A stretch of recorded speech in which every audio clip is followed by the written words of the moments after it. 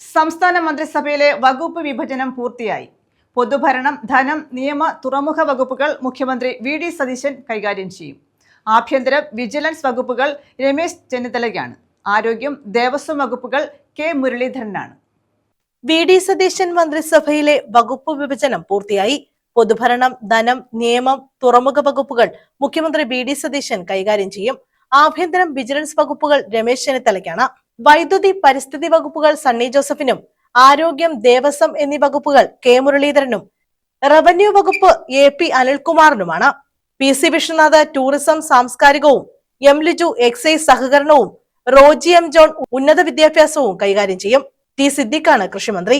K. A. തുളസിക്ക് പിന്നോക്ക ക്ഷേമവും, ബിന്ദുകൃഷ്ണയ്ക്ക് വനിതാ ശിശുക്ഷേമവും തൊഴിലും, ഒ. ജെ. ജനീഷിന് കായികവും യുവജനക്ഷേമവും, പി. കെ. കുഞ്ഞാലിക്കുട്ടിക്ക് വ്യവസായവും ഐ.ടി. വകുപ്പുകളും നൽകും. പൊതുവിദ്യാഭ്യാസം എൻ. ഷംസുദ്ദീനും, തദ്ദേശ സ്വയംഭരണം കെ. എം. ഷാജിയും, പൊതുമരാമത്ത് പി. കെ. ബഷീറും, ഫിഷറീസ് വി. അബ്ദുൾ ഗഫൂറും, ജലസേചനം മോൻസ് ജോസഫും, ഭക്ഷ്യ സിവിൽ സപ്ലൈസ് വകുപ്പ് അനൂപ് ജേക്കബും, ഷിബു ബേബി ജോൺ വനം വകുപ്പും, സി. പി. ജോൺ ഗതാഗതവും കൈകാര്യം ചെയ്യും. News desk